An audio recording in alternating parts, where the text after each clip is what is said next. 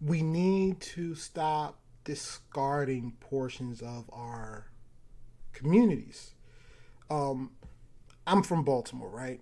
Sanchester, Windtown's a part of Baltimore where the median income is $17,000 a year.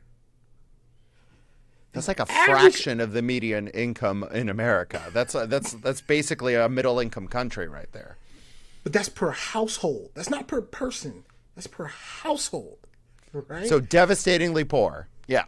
Devastatingly poor. But it's not from lack of effort. Like these are people who get up every day, go to work. These are people who have to catch 2 and 3 buses to get to work and get home. Like like think about it. People complain about being in traffic trying to get to work because it takes you 45 minutes in traffic to get to work, but you just get there in 20 minutes.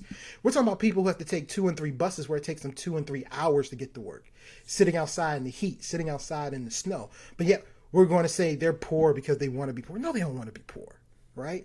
But when you're young and you're growing up in a city like Baltimore and you're in a household where you don't know what it's like to have running water or electricity every day, where you're just used to your water getting cut off, you're used to electricity getting cut off, you're used to not having food, you will do whatever it takes to survive and eat.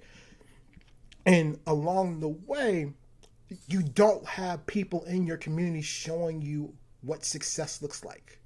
You don't have people showing you like how you go to school to then go to college to then get a career.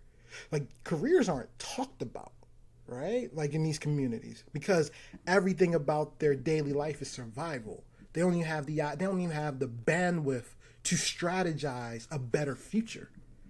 And we don't give them those support. The support we do give them, if we give them resources to live, so we give you food, we might give you shelter if you can get if you can get federal aid. But even within, and then we'll show you how to put a resume together. But what's a resume when you haven't worked anywhere for like 4 or 5 years because nobody will hire you, right? And so what do we actually do to move these people forward? We don't give them the opportunities to grow financially. Like if you didn't make it in high school and you make it to college, we just kind of let you go. It's not like you can go get a job at Bethlehem Steel and make $50,000 a year and support a family. It doesn't exist anymore. And that's why, we need more programs. So like there's a company called Catalyte where if you go there, they have a test. If you pass their test, their aptitude test, they say they can train you to be a software engineer in 6 months. No matter who you are, you walk off the street, take this test, 6 months, you can have a job as software That's engineer. revolutionary. It makes sense. We should have things like this for all types of jobs. Like you don't have to go to college for 4 years to work in HR. You don't have to go to college for 4 years to be a media buyer. You can literally we haven't thought about what the next wave of apprenticeship could look like.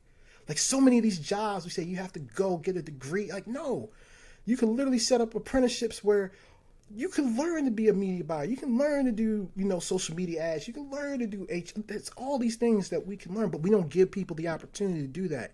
And so you have a whole swath of our country who's left out of the opportunity to grow economically.